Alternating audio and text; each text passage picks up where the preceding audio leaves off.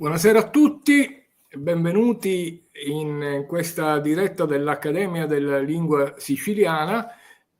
Stasera ci occuperemo di un po' dell'eredità dell'arabo, della lingua araba nella nostra lingua siciliana, ma anche nei toponimi della Sicilia. Ma prima di iniziare a parlare di questo argomento e di presentare l'ospite che ve ne parlerà, volevo molto velocemente accennare a una situazione di attualità della lingua siciliana molto interessante,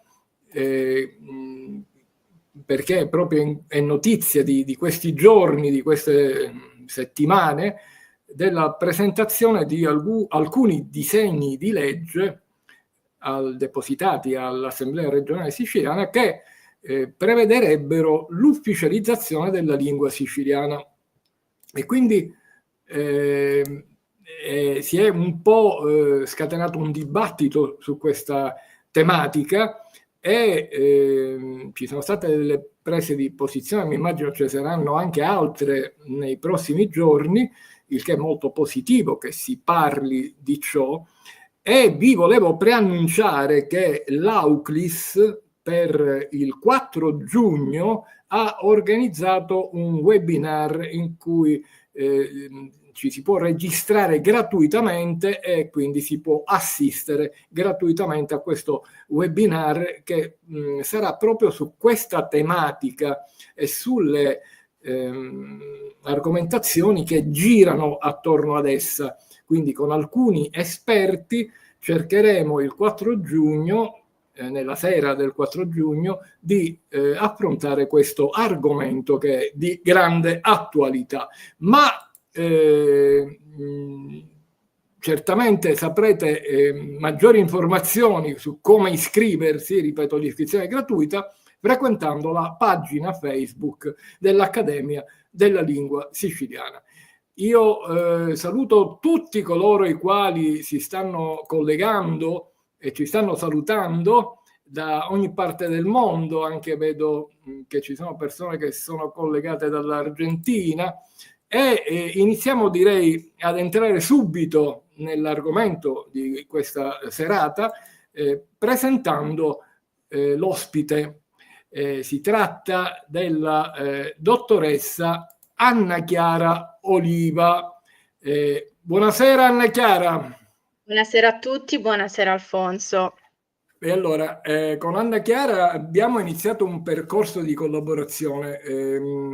Anna Chiara è, come potete vedere, giovanissima, però ha già una notevole esperienza in merito di arabo e tutto ciò che riguarda l'arabo, perché da più di 11 anni studia l'arabo e le tematiche adesso relative. Infatti già al liceo ha studiato l'arabo, se non sbaglio. Anna Chiara mi corregga se esatto. Sbaglio. Se non erro, si è diplomata al liceo, che poi era un liceo linguistico orientale. Indirizzo orientale, esatto. Esattamente. Bergamo, sì. Il nome del liceo, tra l'altro, è Giovanni Falcone, però di Bergamo. E dicevo, si è diplomata con una tesina sui poeti arabi di Sicilia. Esatto. Dopodiché ha intrapreso la carriera universitaria, si è laureata con la laurea triennale in lingue e letterature straniere moderne, sempre a Bergamo, quindi presso l'Università degli Studi di Bergamo, dove ha continuato a studiare l'arabo e ha fatto una tesi triennale appunto riguardo la toponomastica di origine araba della Sicilia occidentale. E poi ha fatto anche il corso magistrale, quindi ha ottenuto la laurea magistrale in lingue e culture dell'Asia e dell'Africa presso l'Università di Napoli l'Orientale.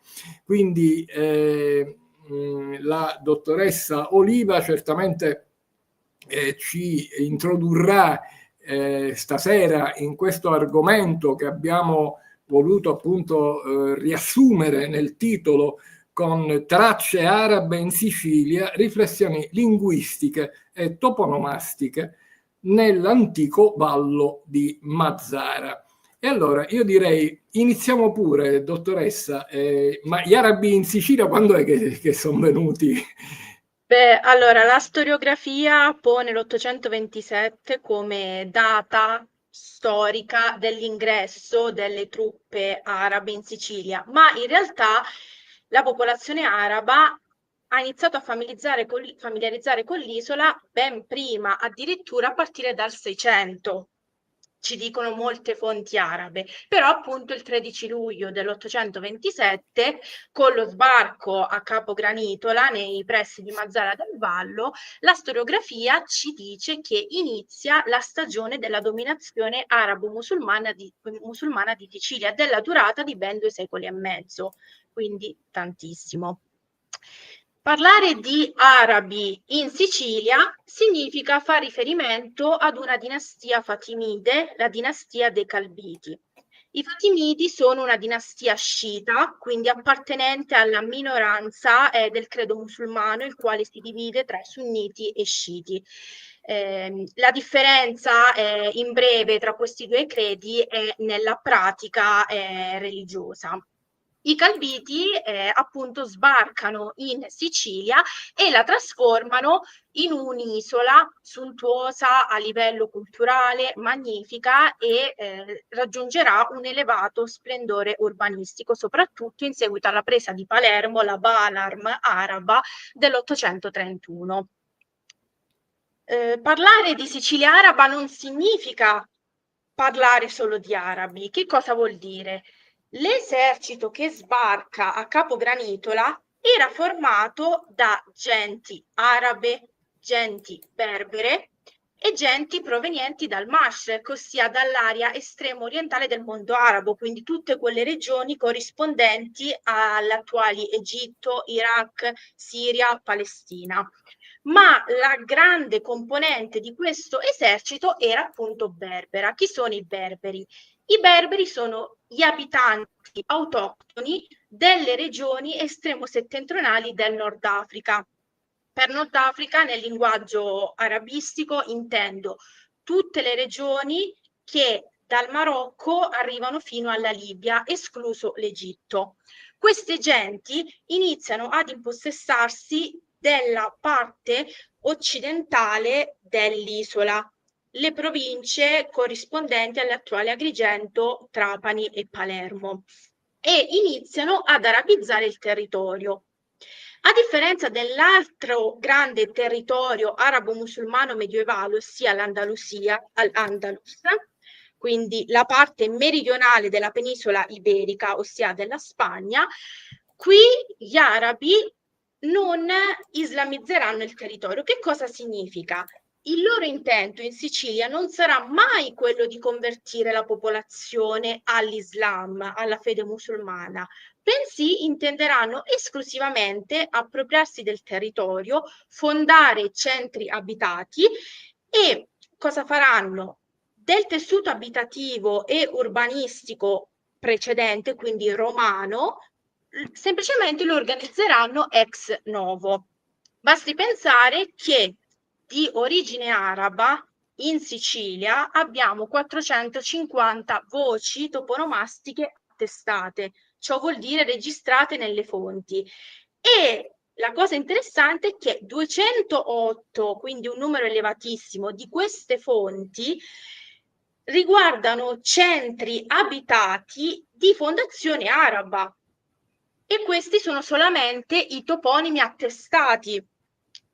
Possiamo immaginare quanti altri nomi di luogo ci sono, basti pensare a vie, casali, borghi, sobborghi, il cui nome è conosciuto in lingua siciliana, ma la storiografia, la filologia e la sociolinguistica non hanno ancora sviluppato delle ricerche in questo settore, perché un appunto che intendo fare è che le ricerche circa la toponomastica orale di Sicilia sono sostanzialmente ferme alla prima stagione del Novecento.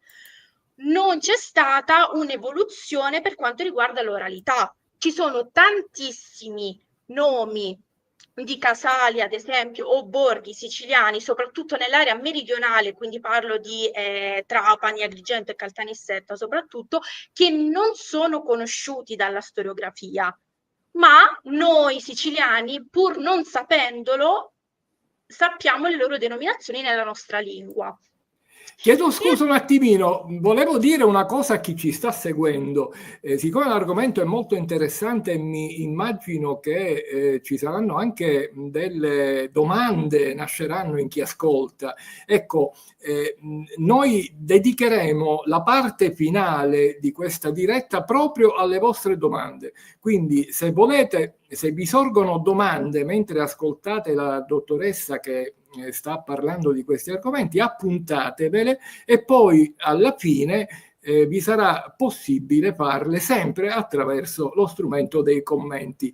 Mi scusi per l'interruzione, ma ci tenevo a dirlo perché questa è una diretta e quindi si interagisce, il bello è proprio questo. Certo. Prego. Allora, adesso passiamo in rassegna la divisione territoriale di fronte alla quale si trovano gli arabi al momento del loro sbarco in Sicilia. Si trovano di fronte ad un'isola suddivisa in 3 zone, in 3 aree diverse per amministrazione e caratteristiche politiche. Parliamo del Vallo di Mazzara, del Val Demone e della Val di Noto. Noi oggi nello specifico faremo riferimento al Vallo di Mazzara, che appunto, come ho anticipato prima, rappresenta le attuali province di Trapani, Palermo e Agrigento. Perché gli arabi scelgono di sbarcare e di arabizzare quest'area dell'isola? Perché era innanzitutto la zona più prossima alle coste nordafricane, quindi alle coste tunisine, e soprattutto, a differenza del resto della Sicilia, era un'area pianeggiante e collinare e era strette relazioni commerciali con le regioni arabe e mediterranee, a differenza del resto delle regioni, province italiane dell'attuale Italia, le quali erano in relazione con il resto dei paesi europei. Quindi la Sicilia nel X secolo era l'unica regione dell'Occidente, del nostro attuale Europa, strette relazioni commerciali con le regioni del Mediterraneo, quindi con le regioni arabe. A livello etnico, nell'area meridionale del Vallo di Mazzara si stabiliscono genti berbere, dette nel linguaggio dell'arabistica i Masiren. Le popolazioni berbere si stabiliscono nelle aree rurali delle province di Agrigento, Trapani e Palermo, mentre le genti arabe, ossia coloro che provenivano dalla penisola del Najd, l'attuale Arabia centrale, ossia l'area dove è nata la cultura arabo-musulmana, si stabiliscono nell'area settentrionale di queste 3 province. Questo è molto interessante perché quando si parla di arabi si parla spesso in maniera così leggera, non ci si chiede perché ci sono arabi e arabi di varie zone, quindi sì. È interessante sapere che in Sicilia sono venute popolazioni che non erano soltanto di una parte del mondo arabo, ma abbiamo sentito, no?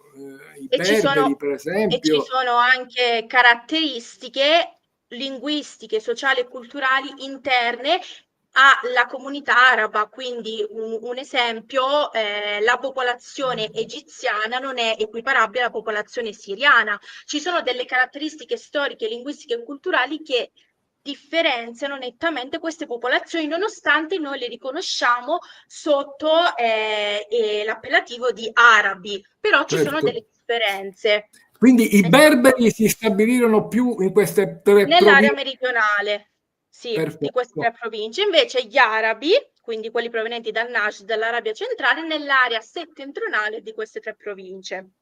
Quindi avremo ad esempio toponimi rurali della provincia di Agrigento sono berberi, non sono arabi, mentre i toponimi cittadini della provincia di Palermo, altro esempio, quindi il nome stesso Balarm, Palermo, il Cassaro, sono arabi e non sono berberi, e questa è un'importante differenza, anche perché gli arabi, quindi la lingua araba, la riconduciamo al ramo delle lingue semitiche. Invece il berbero, detto lingua amazigh nel linguaggio appunto arabistico, è in parte riconducibile al ramo delle lingue indoeuropee, quindi c'è una netta differenza. Quindi parlare di arabi di Sicilia significa sì parlare di arabi, ma anche di un importante componente berbere. Questo è importante da sottolineare. Bene, quando c'è da mostrare qualche slide me lo dica Sì, che provvederemo a adesso far vedere le devi mostrare slide. sì, le slide, quelle con le prime due cartine. Sì, questa l'abbiamo già Vai avanti, vista. sì, sì, sì, sì. Sì, Ok, qui va bene.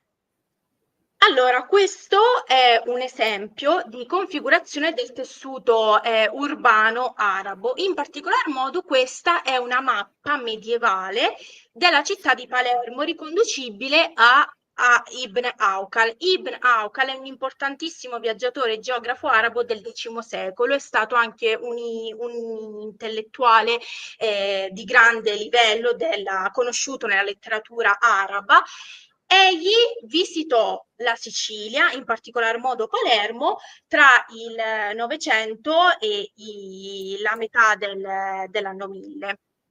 E lui redige questa mappa che per noi arabisti è un prezioso punto di riferimento dal quale sviluppare le analisi circa la configurazione del tessuto abitativo e del paesaggio linguistico siciliano.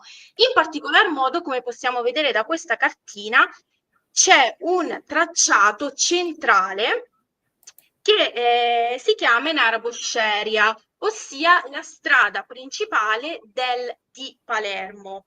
Da questo tracciato centrale si sviluppano tutta una serie di viuzze, di vie secondarie dette in arabo Darbi.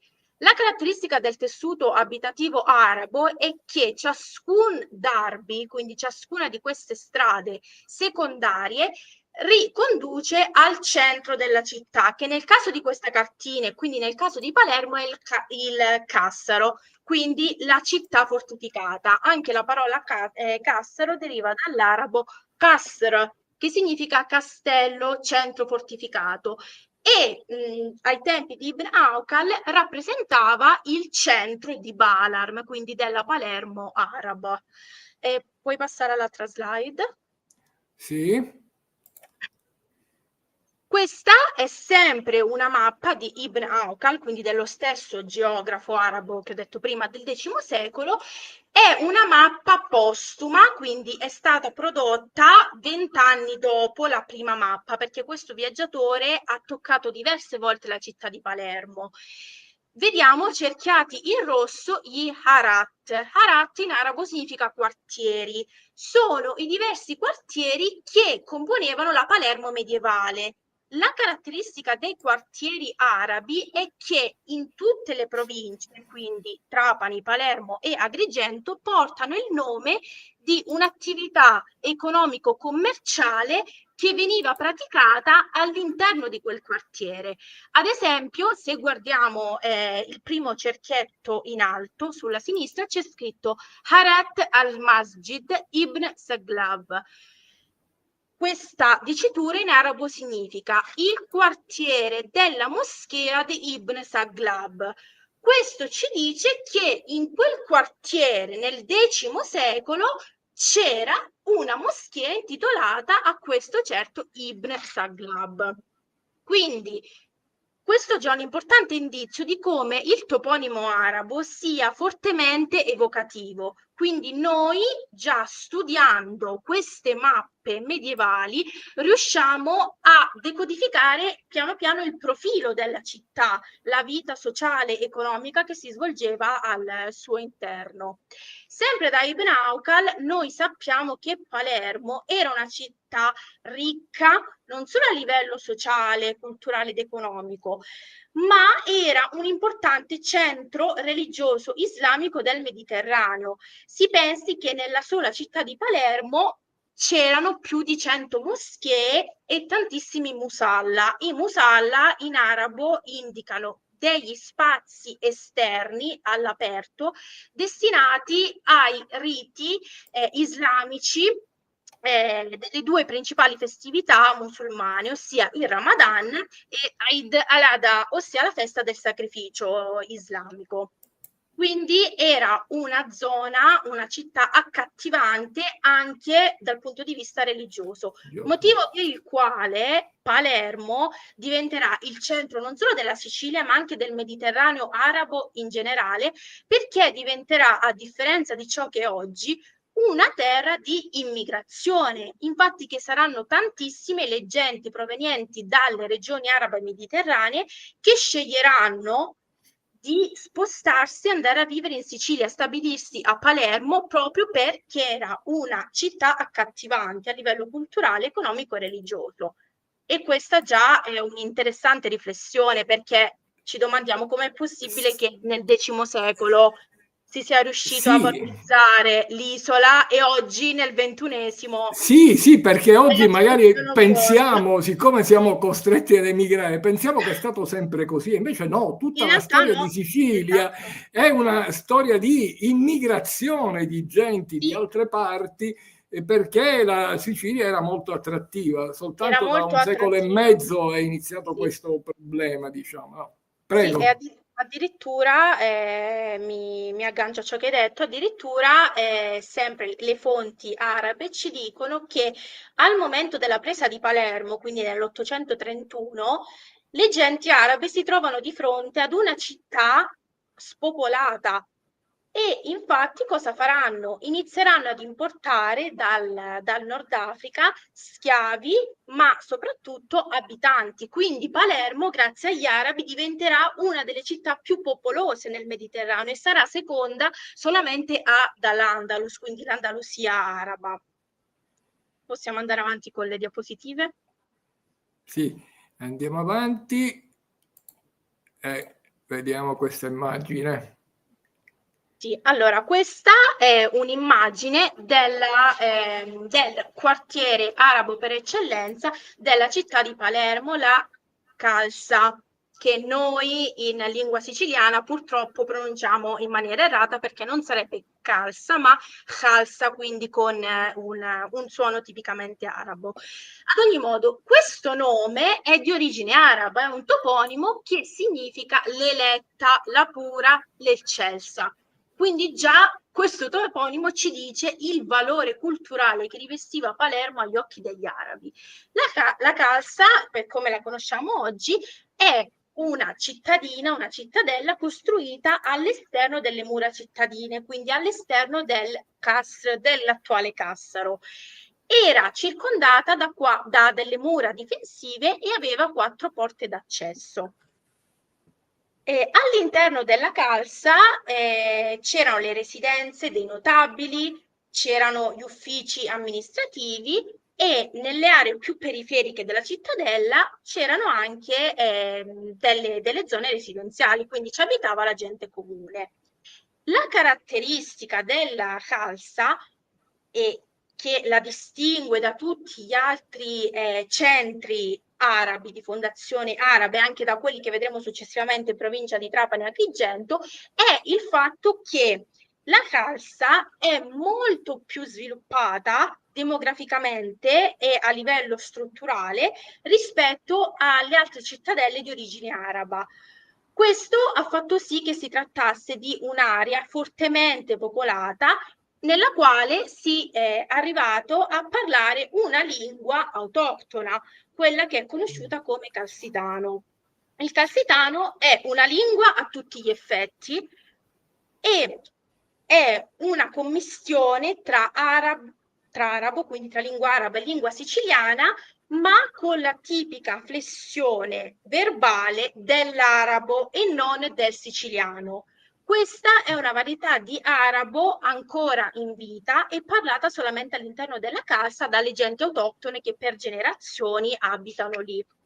Quindi interessante notare cosa abbiano lasciato gli arabi anche a livello linguistico, un'importante lingua non conosciuta, non molto studiata, che però dalla gente del posto ancora è praticata, anche se in misura minore.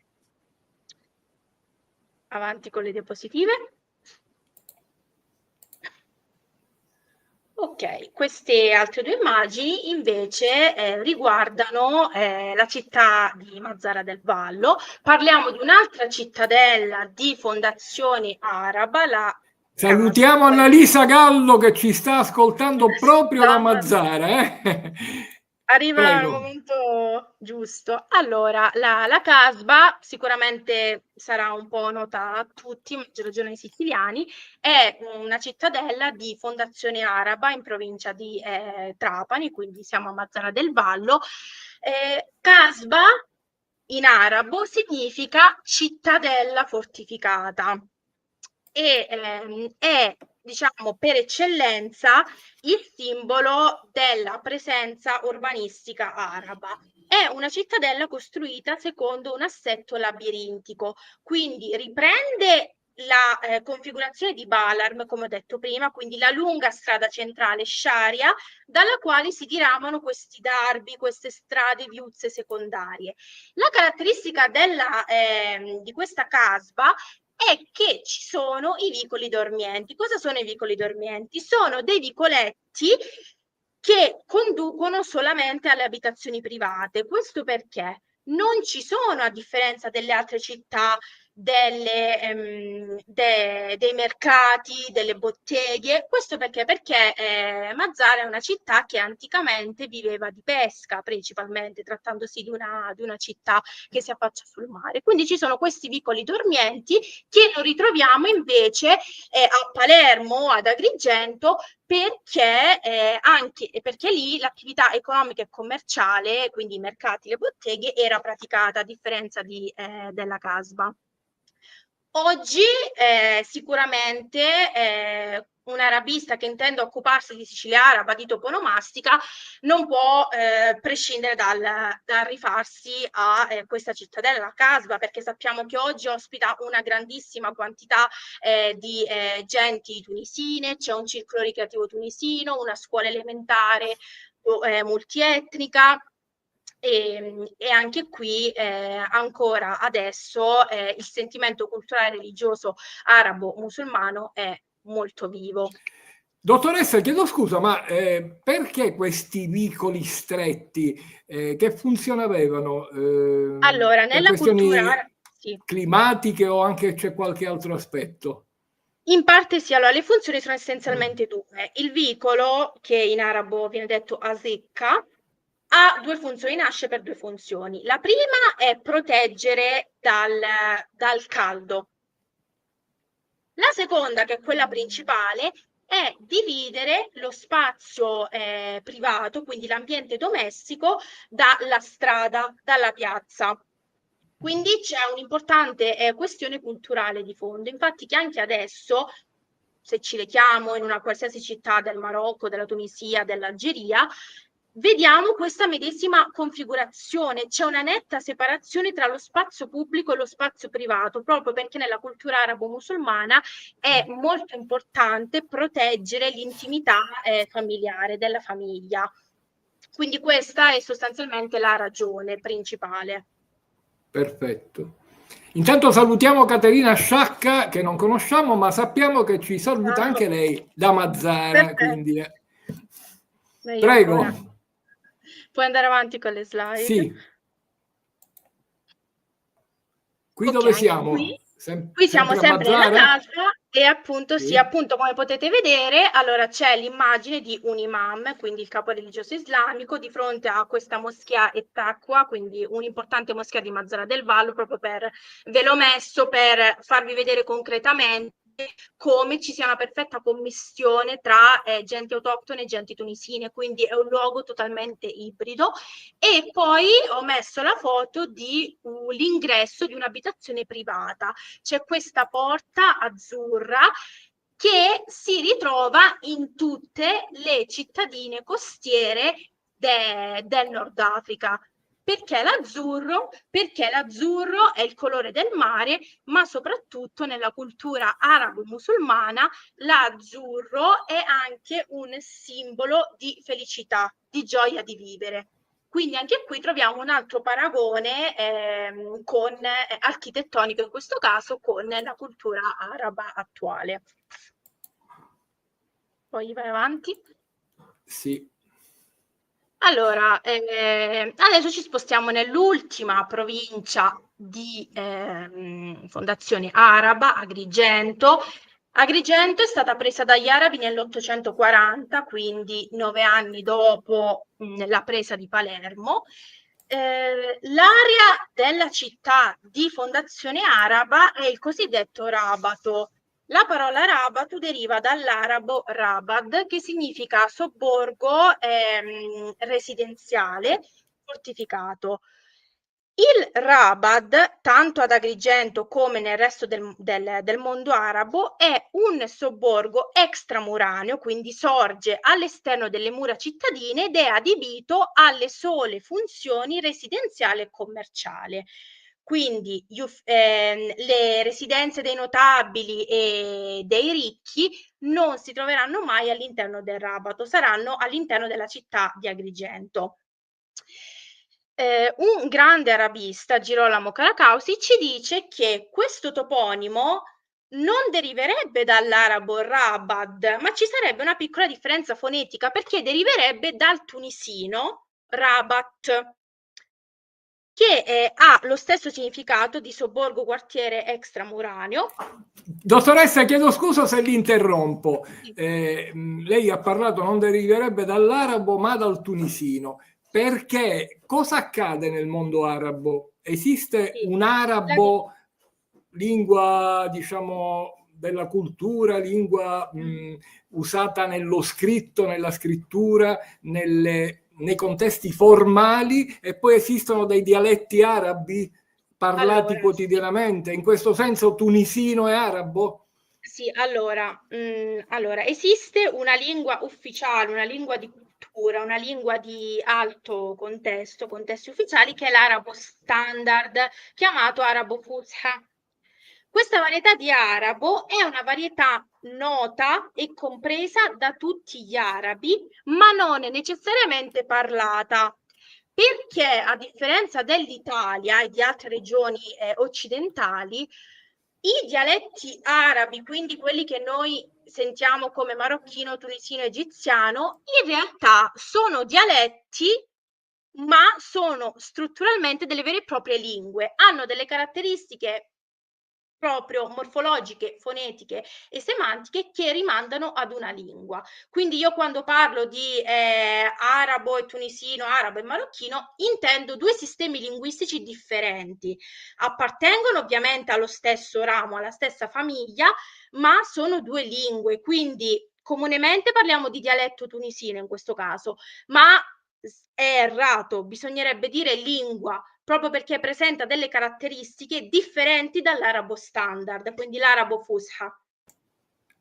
Siamo in un regime di bilinguismo che possiamo dire diglossia, perché il tunisino viene usato solo ed esclusivamente in contesti informali, sì. mentre l'arabo viene usato solo ed esclusivamente nei contesti formali. Quindi diciamo le due lingue non vanno a toccare il contesto dell'altra, ognuno rimane, ognuna delle lingue rimane contestualizzata nel proprio tipo. Sì, perché c'è una situazione di diglossia, infatti questi dialetti, sempre tra virgolette, non sono riconosciuti ufficialmente da nessun paese arabo. Però, perché sono trattati da dialetti, però appunto sarebbero delle lingue per la struttura fonetica e morfologica che presentano.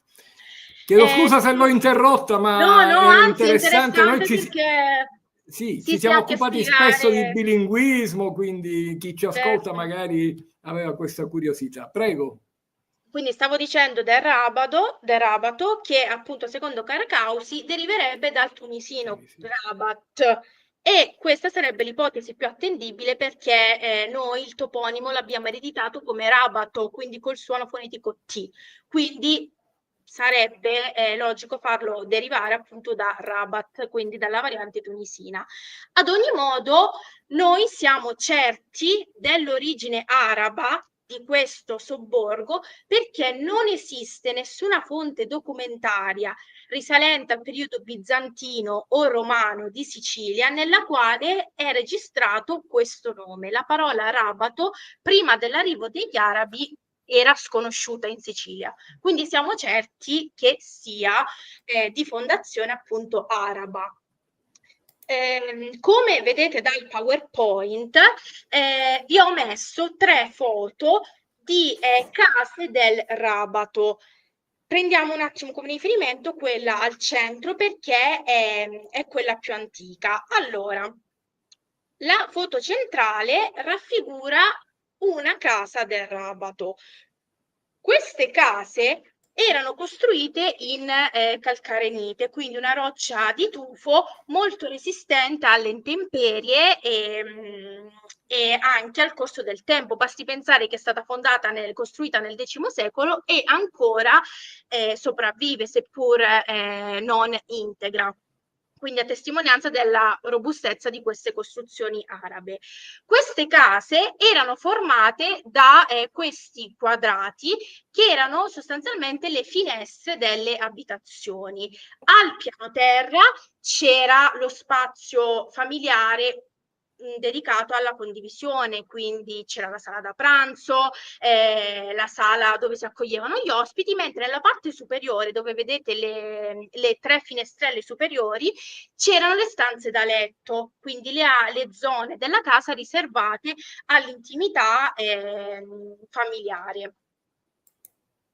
Un'altra caratteristica di queste abitazioni sono i cortili.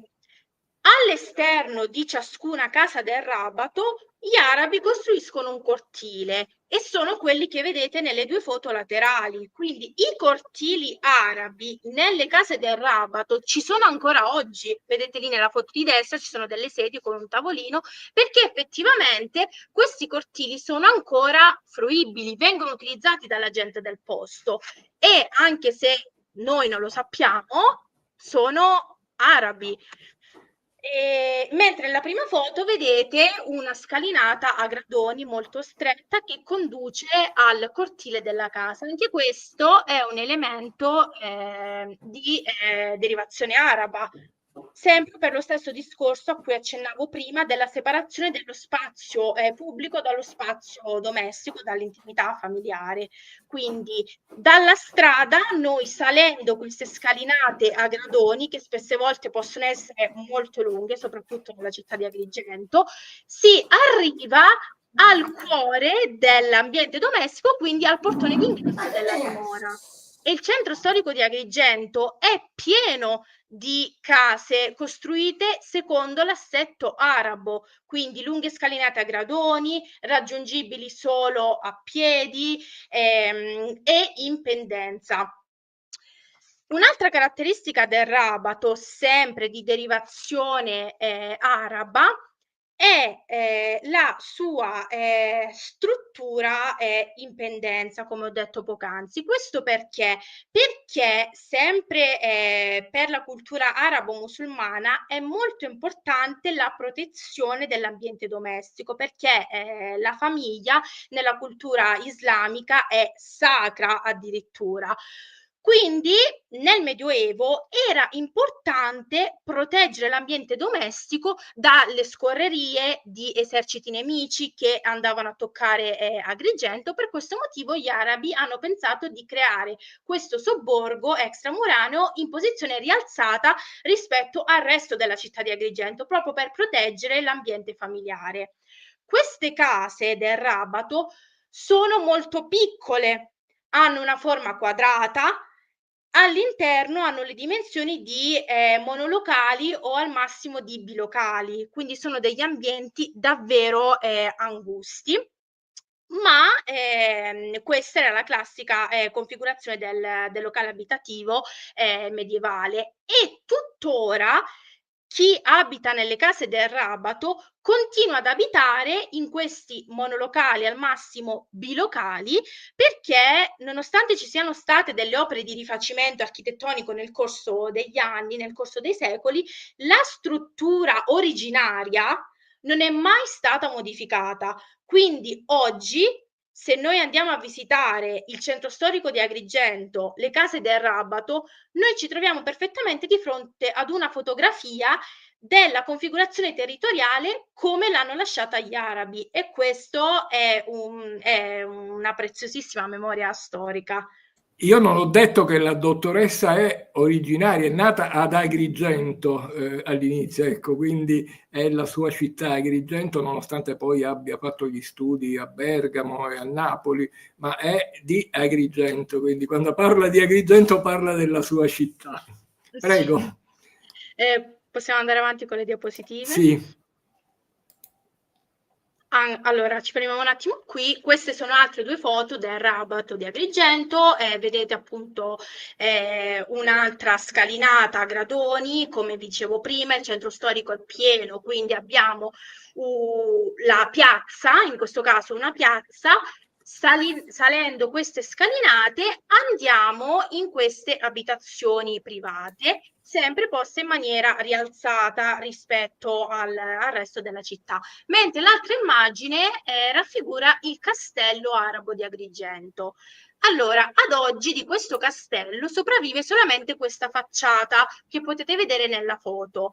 Il castello arabo, quindi il Casr, è stato creato dagli arabi per difendere la città di Agrigento dall'alto, ma la grande innovazione araba, ricordo sempre già nel X secolo, era il fatto di capire l'importanza di creare un locale, un centro di controllo della città dall'alto.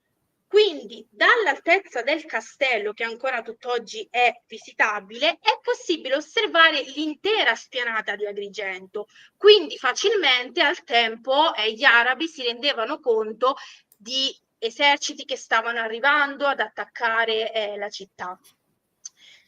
Un'ultima informazione che vi do su Agrigento è che il Rabato è stato costruito non a caso in quella posizione, quindi non a caso accanto al centro storico in misura rialzata.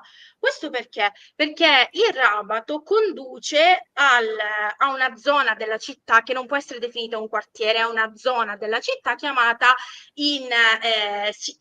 dagli agrigentini Bibirria. Anche questo è un toponimo di origine araba che significa porta del vento, Bab al-Rih Bibirria, quindi notate che lo stesso nome a livello fonetico e morfologico.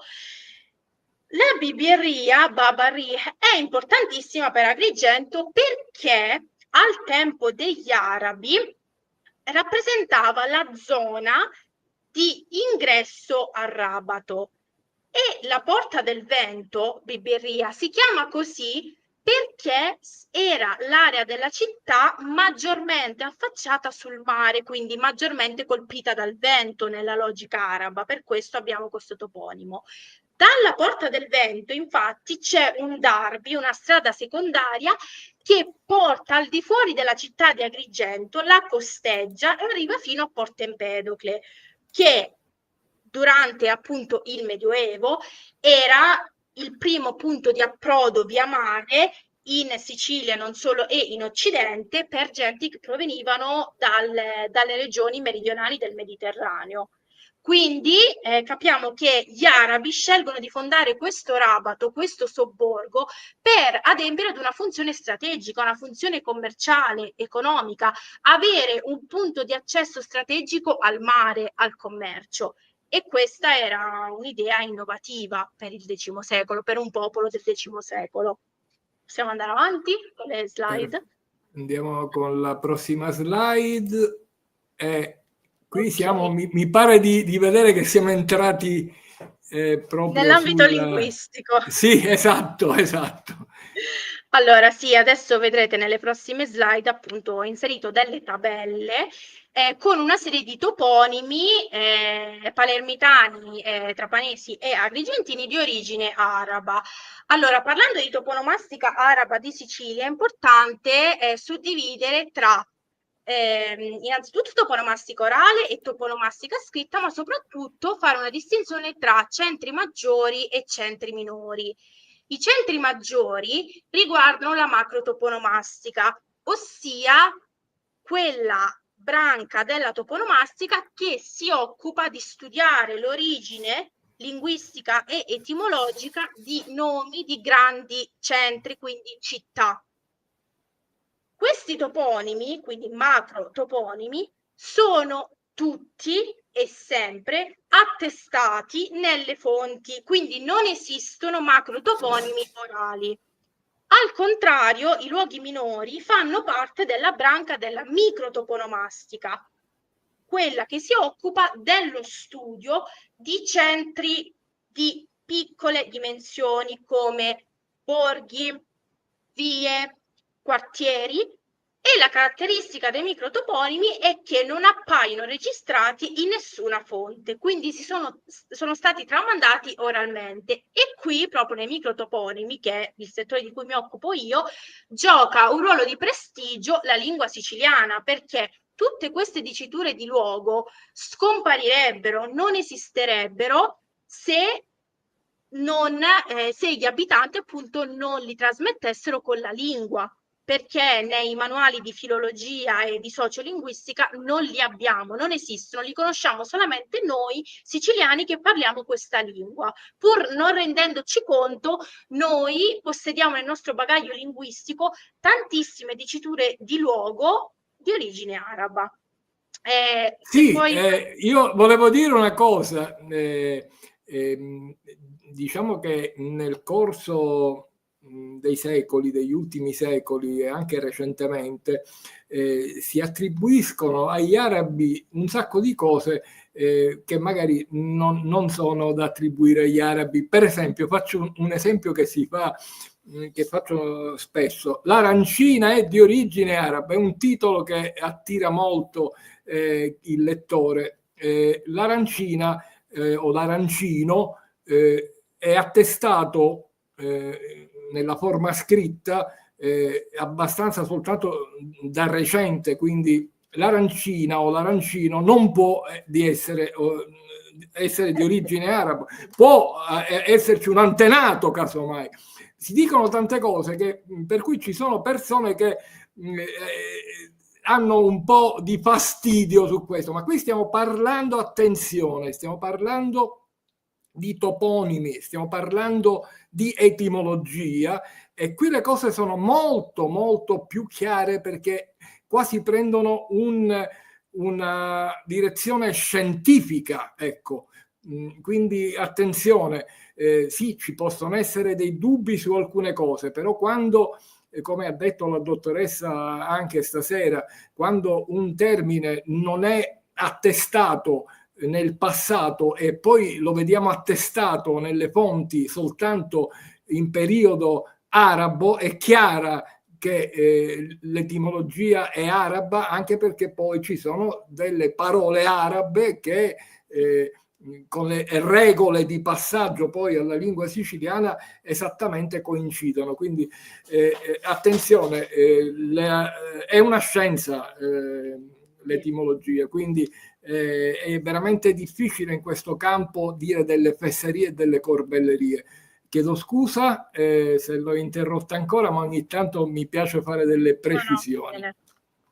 Sì, sì, appunto, è una scienza a tutti gli effetti, perché la toponomastica, faccio questo appunto, è una branca della linguistica, e la linguistica è classificata come una scienza a tutti gli effetti, è una scienza del linguaggio. Quindi già solo questo basta, appunto, a non fantasticare neanche sui nomi di luogo, perché davvero si fanno degli errori non trascurabili. E ci fermiamo un attimo sulla diapositiva delle tabelle, la prima. Sì. Allora, qui appunto vi ho messo alcuni, non sono tutti, perché davvero sono tantissimi, soprattutto a Palermo, proprio perché era il centro per eccellenza dell'arabicità di Sicilia, macrotoponimi, quindi nomi di centri urbani di grandi dimensioni e ad alta densità della provincia di Palermo. Li conoscerete tutti, quindi Alia, Bagheria, Borgetto, Calatafimi, eccetera. Allora, il toponimo, prendiamo un esempio, uno famosissimo, Cinisi. Cinisi è come lo conosciamo noi in italiano e deriva dall'arabo canisa, che significa chiesa.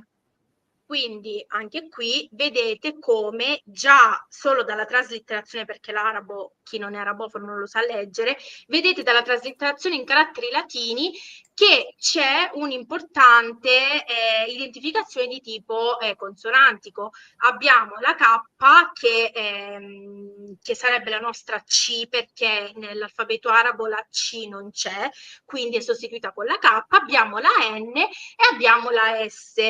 Poi c'è un'alternanza vocalica diversa rispetto all'italiano, perché il funzionamento della vocalizzazione araba è abbastanza complesso, non ve lo sto qua a spiegare. Comunque c'è anche ad occhio, voi vedete come ci sia questa perfetta identificazione consonantica, quindi a livello morfologico già voi vi rendete conto di come il toponimo italiano sia simile a quello arabo. E questa cosa per questo stesso ragionamento per tutti gli altri. Ad esempio, qui abbiamo Alia. Alia, il toponimo come lo conosciamo noi in italiano, in realtà questo non è nemmeno un prestito, è un vero e proprio calco dall'arabo, perché in arabo noi pronunciamo Alia, c'è solamente un piccolo suono con la glottide, glottal stop tipico dell'arabo, ma il toponimo si è mantenuto lo stesso nel passaggio dall'arabo all'italiano, quindi da Alia noi passiamo ad Alia, quindi è un vero e proprio calco linguistico. Poi un altro esempio, c'è Mondello, anche questa nota. Mondello non presenta la stessa struttura morfologica dell'arabo, perché in arabo Mondello appare come Marstin, che significa porto del fango. Anche qui, come ho anticipato prima, i toponimi arabi sono fortemente evocativi del valore semantico che intendono trasmettere. Questa è una caratteristica che non c'è nei toponimi di origine romana e bizantina. Perché Mondello gli arabi l'hanno chiamato porto del fango? Perché sempre le cronache arabe del tempo di Ibn Haldun e da altri geografi del X secolo ci dicono che nell'area corrispondente all'attuale Mondello c'erano tantissimi lavoratori del fango, quindi si spalava il fango, era una zona anche molto fangosa.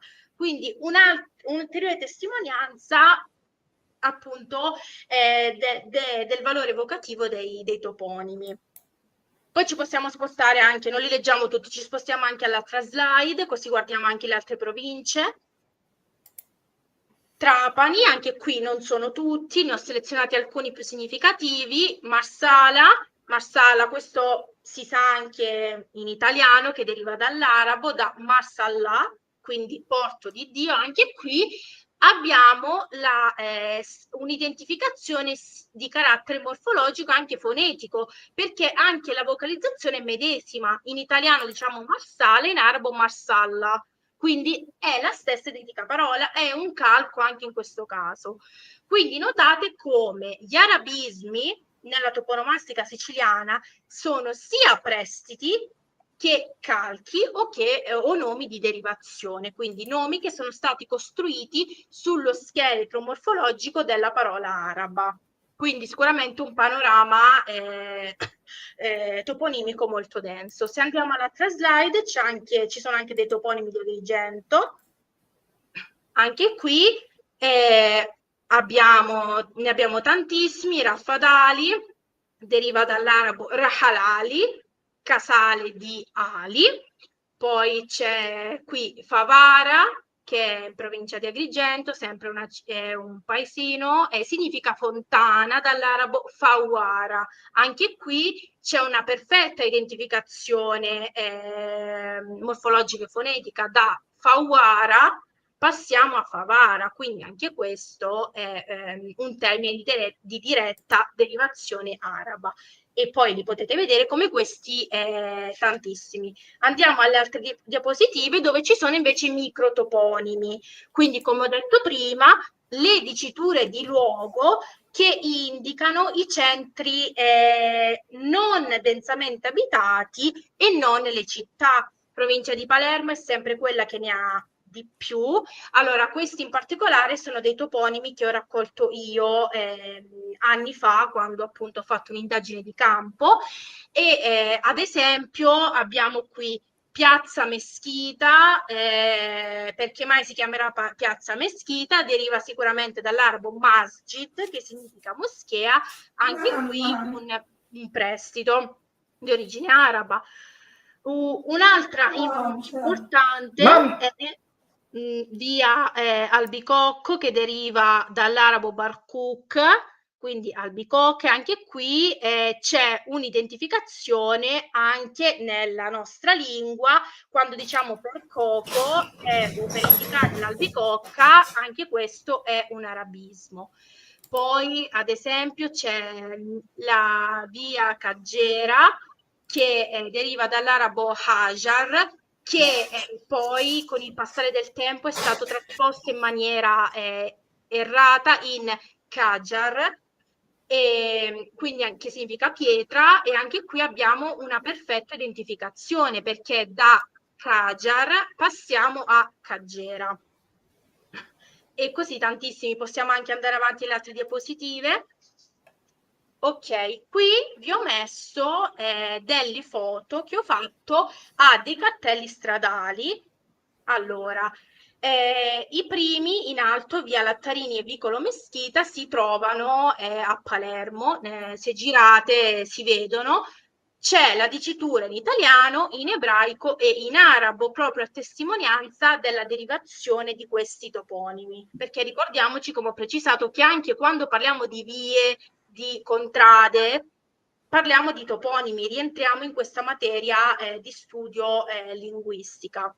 Quindi non solo le città, ma anche le vie, i vicoli sono importanti testimonianze della costruzione del paesaggio linguistico arabo. Poi sotto abbiamo la via Bakbak, la via Marsala, che sono due vie che si trovano nel Rabato di Agrigento.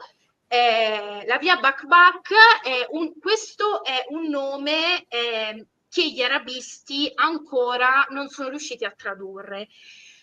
È sicuramente un calco arabo, deriva dalla parola arabo bakbak, che è una parola onomatopeica che ricalca il suono delle ruote dei carretti che un tempo trainavano i muli. E secondo arabisti come anche Caracausi, questa definizione semantica sarebbe quella più adatta per questa via Bakbak, proprio perché, come ho detto prima, la zona del Rabato, proprio per via delle sue grandi scalinate, numerose scalinate ripide, è percorribile solo a piedi, ma anticamente, nei primi del Novecento, veniva anche attraversata dai muli che trainavano le merci.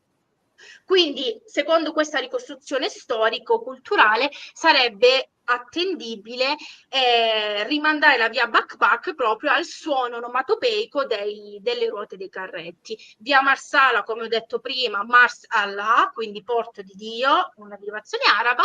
E poi l'ultimo cartello, abbiamo questa contrada, quindi un microtoponimo in provincia di Agrigento, la contrada Fondacazzo, che in italiano può sembrare volgare, ma è un toponimo e deriva dall'arabo funduk, che in arabo significa o una zona di stazionamento nel senso di un albergo, oppure può avere un altro significato, ossia un'area adibita a gettare i rifiuti, l'immondizia. E non a caso in questa contrada ancora oggi gli agrigentini sono soliti depositare rifiuti. Anche questa è un'eredità culturale non trascurabile, e soprattutto il toponimo, ancora una volta, per sottolineare l'importanza della lingua siciliana, emerge quando noi agrigentini non diciamo fondacazzo, diciamo funnacazzo, che deriva dall'arabo funduk, quindi c'è una perfetta identificazione anche qui fonetica e morfologica.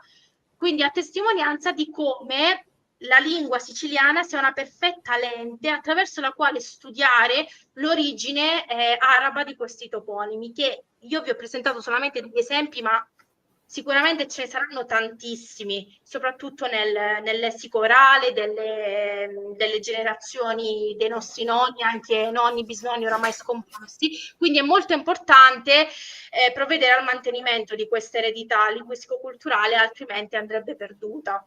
Ed è un pezzo di storia. siciliana. Certamente, certamente. Io abbiamo terminato, mi sembra, e quindi possiamo lasciare spazio alle domande. Ecco, se qualcuno volesse porre delle domande su quanto è stato esposto dalla dottoressa Anna Chiara Oliva, può farlo tranquillamente. Se qualcuno l'ha fatto prima, è pregato di ripeterla, perché noi non possiamo appuntarci tutto quello che avete scritto, chiaramente. Quindi grande libertà, facciamo tutte le domande che vogliamo.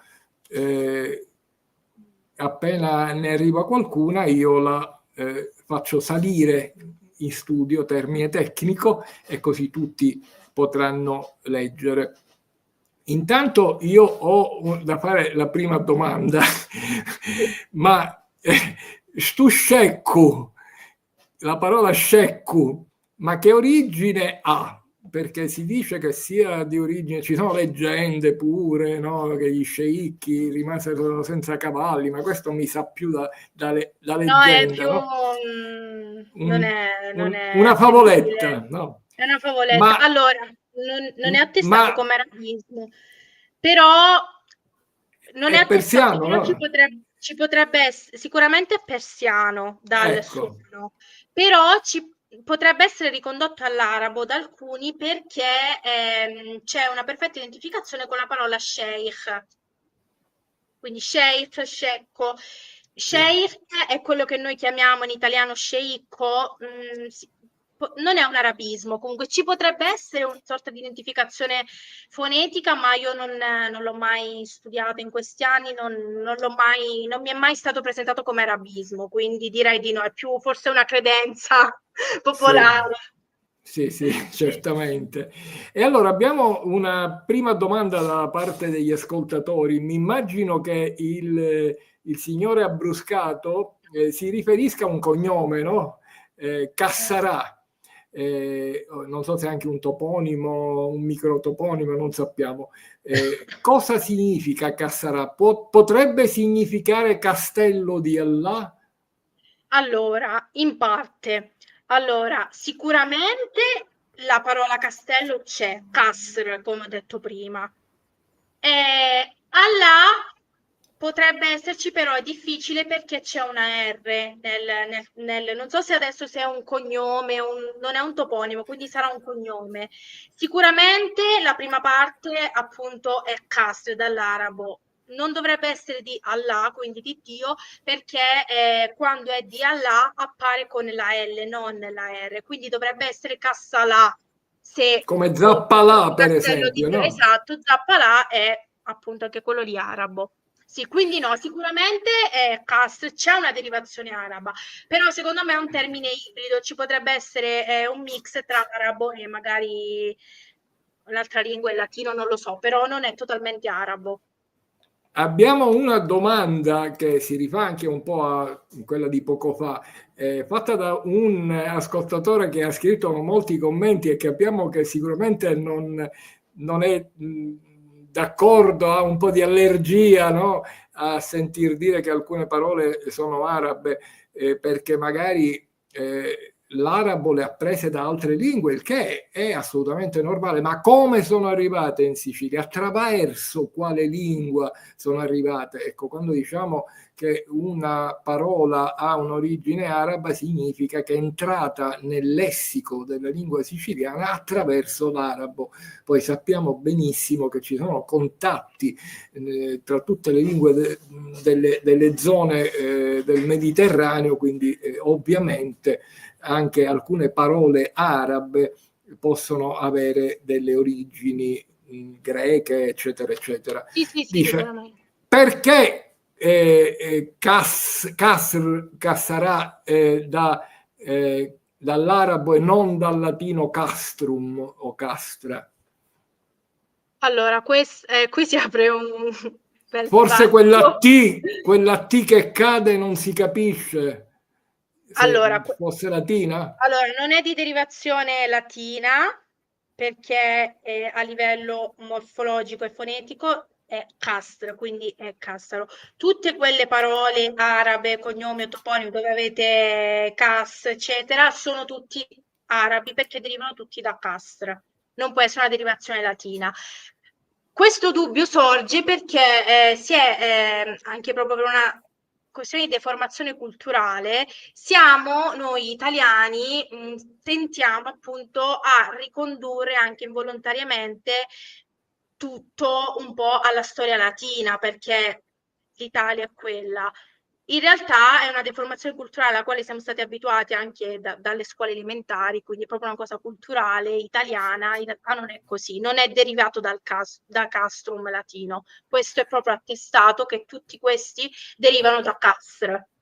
Sì, perché ci sono delle regole vere e proprie, cioè degli Sì. esiti che devono essere Sì, sempre sì, esatto, quelli. devono Quindi essere, sono delle strutture fisse. Adesso non è un incontro di linguistica, non però faremo un corso di... esatto, però no, no, ci sono delle regole da rispettare. da Devo dire che rispettare. purtroppo ci sono degli studiosi dilettanti che fanno derivare tutte le parole siciliane da un'altra lingua senza che applicare queste regole, soltanto per similitudini che al loro orecchio sembrano, no, quindi dicono allora questa parola deriva da questa lingua, quest'altra da quest'altra lingua, ma non si fa così l'etimologia, quindi No, no, ci ci sono sono delle proprio regole delle fisse, e poi delle anche proprio... aiutano le fonti, le attestazioni, se una parola è presente in quel periodo o non è presente quando entra nel siciliano, eccetera, Sì, eccetera.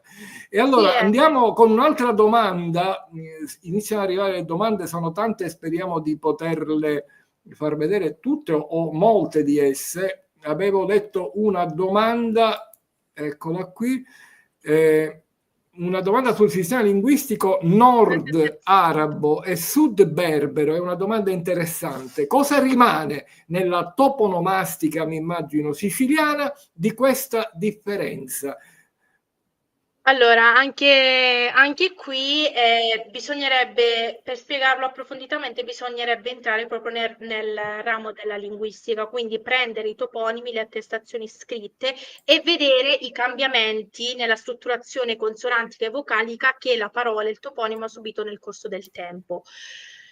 Adesso, per non scendere nel linguaggio linguistico, perché sennò non si capirebbe, sarebbe troppo lunga, signor Miccichè, gliela faccio breve. Allora, i toponimi delle aree rurali sono berberi. I toponimi cittadini, quindi urbani, sono arabi. Quindi se lei mi va appunto a Palermo città, vede una Arabi. via di Palermo è araba. Se lei mi va nella periferia di Favara, in provincia di Agrigento, e mi trova la via X, è sicuramente berbera. Dottoressa, ma possiamo dire allora che tra i microtoponimi, soprattutto non quelli presenti all'interno di una città, ci sono molti berberi di origine berbera? Sì, questo sì, Ok, ok. sicuramente sì. Abbiamo un'altra domanda di Marianna Gulina che salutiamo, che ha una piccola curiosità. Paternò ha un nome arabo, Batarnu. Potreste darne un significato? Non sappiamo se la dottoressa sa i significati di tutti i comuni siciliani. Vediamo. Allora, il significato non lo so, però deriva dall'arabo batar, questo sicuramente. Allora, il significato esatto non lo so perché non l'ho studiato, però questa radice BTR, perché, piccola parentesi, e poi continuo, l'arabo è una lingua che si costruisce su un sistema di tipo radicale, ossia una medesima radice, in questo caso BTR di Batar no, da questa medesima radice derivano nomi appartenenti allo stesso campo semantico. Ok. Il campo semantico di una radice formata da ba, ta e ra in arabo, quindi b, t, r, rimanda al lessico del mare, più strettamente delle imbarcazioni. Quindi molto probabilmente, ma non certamente perché non l'ho studiato, questo toponimo che chiede la signora rimanda ad un'imbarcazione che veniva utilizzata appunto nel mare di quella zona, a quanto pare. Allora abbiamo una domanda di Giuseppe Gerbino, poeta abbastanza noto, che salutiamo, e qui dice una cosa interessante, ma Funnakatsu non potrebbe essere dispregiativo di Funnaku, ma Funnaku non è pure di origine araba? Sì, Chiedo sì, io? Ecco. sì.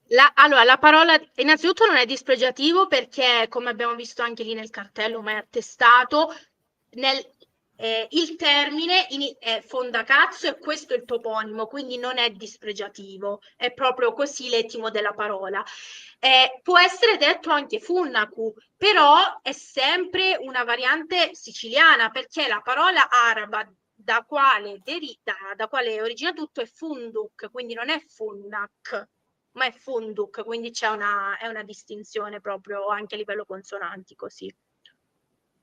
Bene. Però sì, ci sarà io ho sentito varie varianti, dire sia funnaku che funnacazzo, cioè, quindi penso che sia anche una cosa un po' varia da persona a persona. Dall'Argentina arriva una domanda, ma la parola carciofo è di origine È araba? arabissima, questa è arabissima perché carciofo deriva dall'arabo kharshuf, quindi è un prestito arabo, sì, sì, Bene. assolutamente.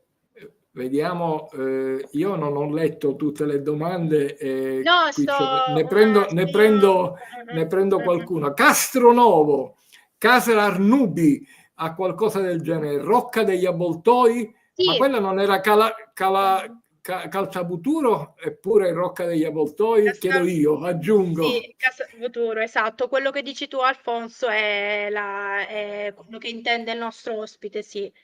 Quindi Perfetto. non Castronovo, Non deriva Castronovo, sempre da ma Castr, eccetera. Sì, esatto. possiamo dire che tutti i toponimi siciliani che Sì, iniziano per per Calta o Castr. Calat Sono di hanno origine questa, araba. almeno questa parte è di Sì. origine araba, Sì, ovviamente. perché Castr, quindi di Castra, deriva da castello, mentre Cala, Caltanissette, eccetera, Caltagirone deriva da Calat, che significa fortezza.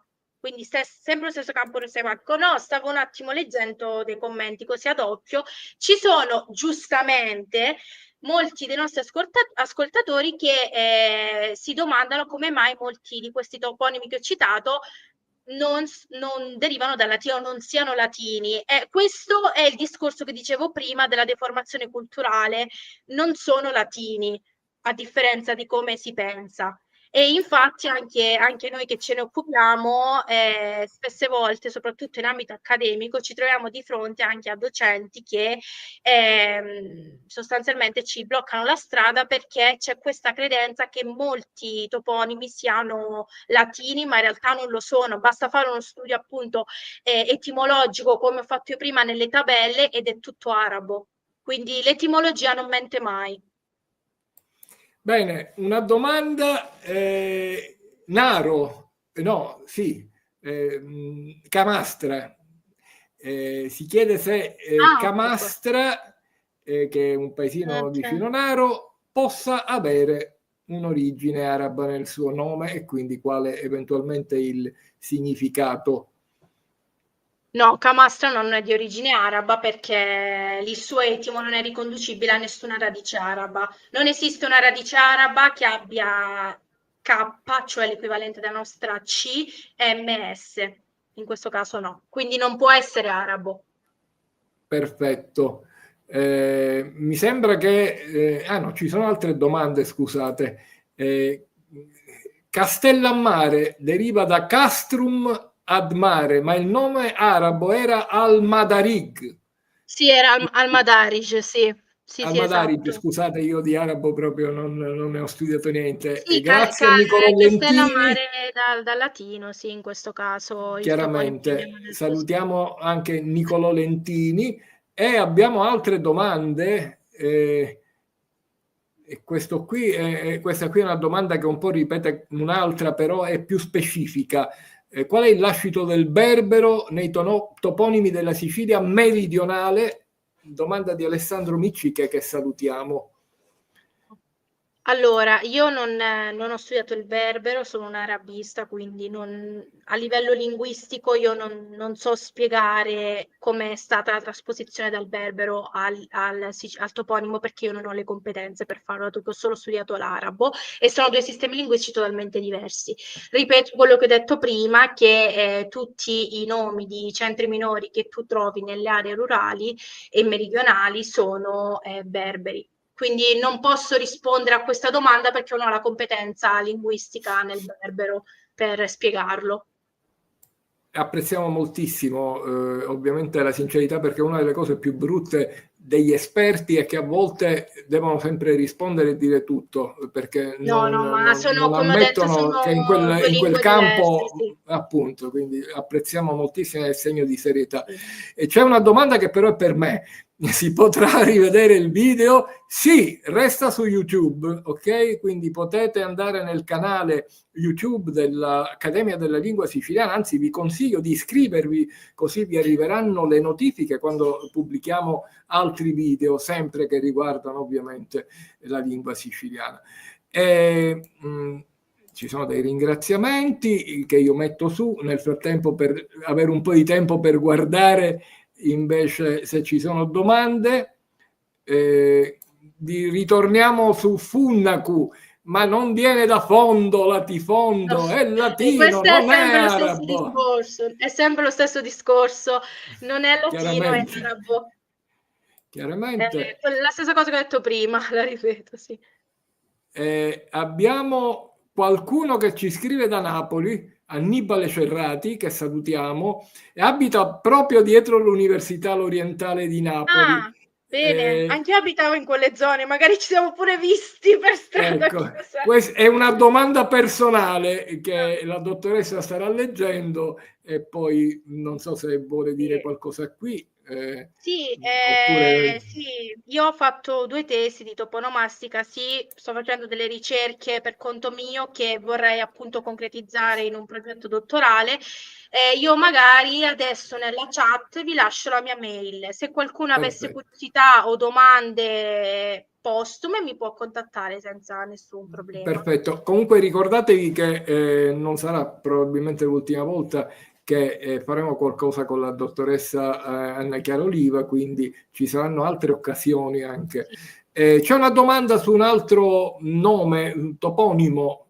Calamonaci è un piccolo comune della provincia di Agrigento che Sì, certamente la dottoressa sì, conoscerà, essendo agrigentina. sì, Quale sì. potrebbe essere l'origine, in particolare, ovviamente se è araba, se non è araba, Anche magari... questo è un prestito ibrido, viene detto nel linguaggio toponomastico, perché è un nome composto formato da calat e la parola monaci in questo caso è sicuramente di derivazione latina. Quindi è un prestito ibrido. La prima parte, cala, deriva, come ho detto prima, da calat, dell'arabo, che significa cittadella, e la seconda parte del nome, perché è un toponimo composto, è sicuramente di derivazione latina.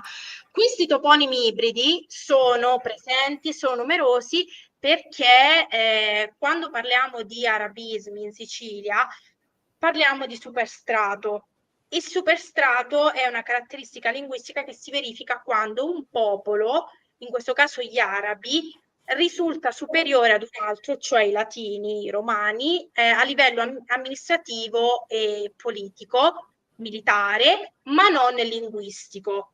Ciò significa che gli arabi, quando sono arrivati in Sicilia, non hanno imposto l'arabo andando a soppiantare il latino, ma c'è stata una situazione di convivenza tra la lingua araba e la lingua latina, motivo per il quale si sono formati moltissimi toponimi ibridi, cioè si sono formati dalla commistione tra elemento latino e elemento arabo. Quindi il toponimo proposto dall'ascoltatrice è un esempio di ibridazione tra lessico latino e arabo. Dottoressa, ma allora mi viene proprio in mente, mi vengono in mente tre toponimi che sono molto particolari, perché al loro interno presentano sia il termine arabo che quello latino, che vogliono dire la stessa cosa. Non so se lei mi dà ragione, ma per esempio un Mungibeddu come viene chiamato l'Etna, no? Presenta una parte latina, Mons, no? Sì, Monte, e Gebel. esatto, Gibello Punta deriva dal largo Raisi, Jabal. Sì, sì, Punta anche questo Raisi, è ibrido, sì. anche Sì, Punta Raisi, no? esatto. Perché Rais è Sì. capo. Esatto, in arabo. E poi il terzo non me lo ricordo più, poco fa Sì, è mi la era stessa cosa venuto. che tu prima dei prestiti ibridi, sì. È Sì, una questione tra latino e arabo, ce ne sono tantissimi, come quelli che hai citato tu, sì. sì, quindi la traduzione sarebbe monte monte oppure punta punta, Sì. capo capo, detto sia in Esatto, latino esatto, che in ridondante, ma arabo. sarebbe così etimologicamente, sì. E allora vediamo. Sono di Caltanissetta, sempre Alessandro Micciche. Caltanissetta dovrebbe essere Castello delle Donne? Esatto. Calat Calatannissa. Annisa, Calat Annisa, Calat, Perfetto, Castello, Annisa, le donne, esatto. perfetto. E qui dal Brasile Fabio Niosi, che salutiamo, abbiamo testimonianze solo in Sicilia o anche in continente, magari in Calabria, troviamo testimonianze della presenza araba? Allora sì, in tutto il meridione, quindi Calabria, Puglia, ovviamente sono stati territori dove gli arabi sono giunti, quindi io mi occupo e mi sono occupata solamente di Sicilia, quindi io ho studiato gli arabismi siciliani, però sicuramente ci sono arabismi calabri, arabismi pugliesi, perché gli arabi si sono spinti fino alla Campania, quindi tutto il meridione, il regno delle due Sicilie è stato tutto toccato, quindi sicuramente ci saranno, io non te li posso citare perché, come ripeto, sono un'arabista siciliana, quindi non conosco la situazione delle altre regioni, però sì, ci saranno anche lì sicuro. E abbiamo Silvina Castrogiovanni che vuole un po' di delucidazione sul suo cognome, che è anche il vecchio nome di Enna, se non sbaglio. Sto Sì, prendendo sì, ecco, sì, veniva quindi, chiamata così, sì. quindi è anche di origine Eh, araba, no? sì, perché deriva dall'arabo Castre Yuhan, il castello di Giovanni. Quindi Bene, è quindi corretto quello che confermiamo, Silvina segnala, non sì. si sbaglia, Sì. non si sbaglia. Vediamo se c'è qualche altra domanda. Qui c'è un'affermazione in risposta alla domanda, all'altra affermazione precedente di Conollentini, che Al-Madarij, come si chiamava Castellammare prima, pare voglia dire Porto delle Scale. Allora, Al-Madarij. non è corretto perché in arabo scale si dice duruj. Mm, Quindi in parte non è totalmente arabo, anche perché Dar al-Madarij no, dovrebbe no, essere Daruj, quindi no, non è perfetto. totalmente arabo. Potrebbe essere, questo non lo so perché non sono una berberista, potrebbe essere derivare anche dal berbero, perché è un sistema linguistico diverso dall'arabo, ma ci sono delle somiglianze proprio per la prossimità geografica. Quindi, però non è Duruj, quindi non è totalmente arabo. E qui c'è una domanda interessante del poeta Antonino Magri, che salutiamo. I dizionari fanno derivare la parola tabutu dal greco, ma in arabo so che esiste tabut e il suo Sì, significato è più preciso e vicino al siciliano sì. che il greco. Sbagliano i dizionari? Allora, qui ci rifacciamo al discorso di prima. Allora, partiamo dall'etimo arabo. Allora, in arabo tabut, che sarebbe sabut, la pronuncia corretta, significa cassa mortuaria, para, il nostro tabuto siciliano. E questo è un arabismo preciso, perfetto, indiscutibile. Quindi non può essere di origine greca perché tabut, perché nel passaggio dall'arabo standard alle varianti locali, quindi dialetti arabi, la s, in questo caso questo suono, diventa t. Quindi sì, non può derivare dal greco perché etimologicamente è un arabismo. Ok. Ehm, Vediamo, ci sono molte domande. Eh, Sì. Mm. eh, Adesso Enna, sì, questo già l'abbiamo visto.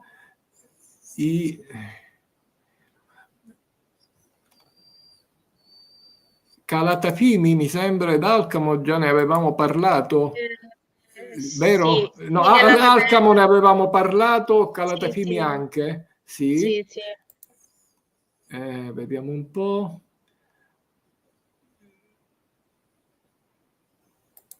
Ci sono molte derivazioni anche nella Sicilia orientale, penso. Sì. Per esempio, una tenuta di famiglia del signor, che non sappiamo come si chiamava il Rais. Beh, evidentemente. Sì, sì, ma Anna gli Chiara, mi arabi. scusi, ma Rais non è il capo della tonnara anche nella terminologia siciliana, Sì, e credo che sia di origine sì, araba, perché Rais sì, è allora capo.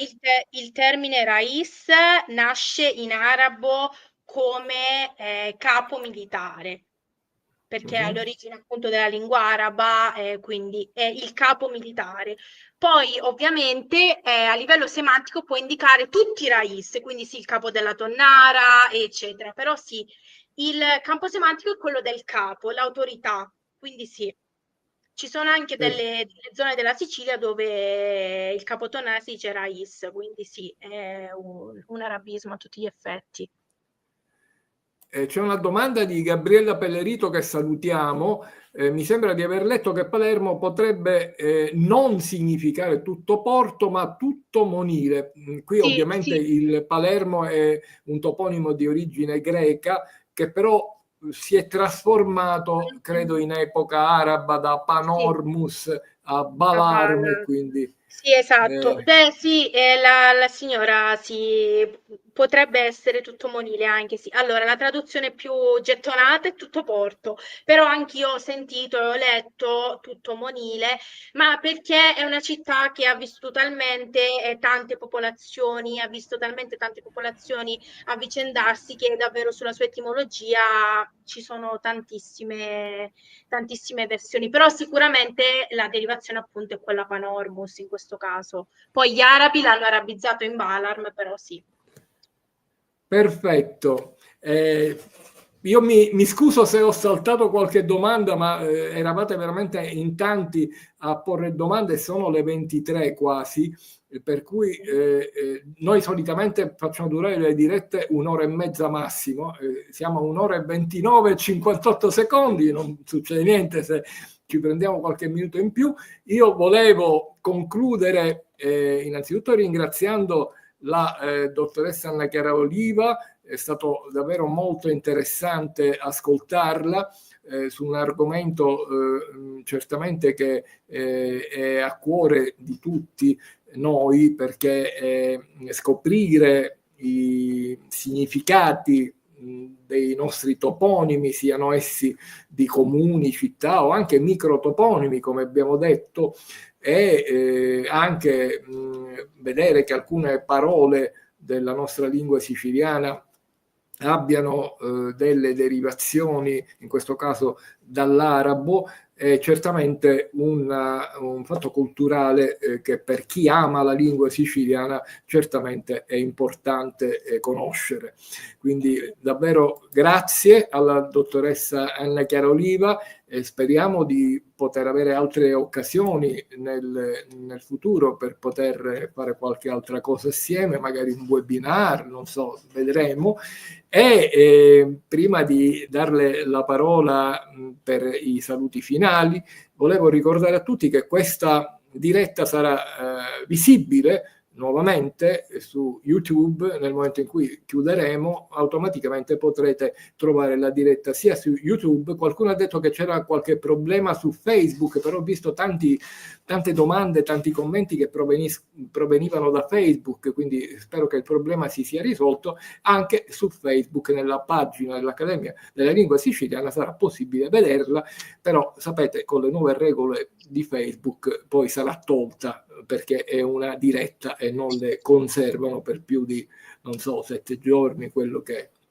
Quindi io chiudo ricordandovi ancora una volta che questa diretta è stata organizzata dall'Accademia della Lingua Siciliana con il patrocinio gratuito di AUCLIS, Associazioni Unite per la Cultura e la Lingua Siciliana, e AUCLIS organizzerà per il 4 giugno alle ore 21:30 un webinar a cui si potrà assistere gratuitamente previa registrazione. Le modalità le apprenderete nei prossimi giorni nella pagina Facebook dell'Accademia della Lingua Siciliana. Dottoressa, a lei la parola per i saluti. Sì, allora ringrazio Alfonso, il direttore dell'Accademia, e tutta l'Accademia per avermi proposto di fare questo incontro e soprattutto per avermi dato la possibilità di affrontare un argomento di nicchia che appunto è l'arabistica siciliana. Niente, spero che sia stato un incontro interessante e soprattutto che sia servito a farci riflettere anche sull'importanza della preservazione della nostra lingua siciliana per la sua unicità. Proprio perché anche, parlo nel mio caso, l'apporto arabo in Sicilia, nel siciliano, è unico nel contesto italiano e quindi a maggior ragione è importante portare avanti questa tipologia di ricerca proprio per dimostrare come effettivamente il siciliano tutto sia fuorché un dialetto e sia una preziosa eredità linguistica. Quindi vi ringrazio e vi auguro una buona serata e arrivederci a una prossima Perfetto, volta. grazie ancora a lei e grazie a tutti quanti che hanno avuto voi, l'interesse di ascoltarci. Una buona serata a tutti. Arrivederci a tutti.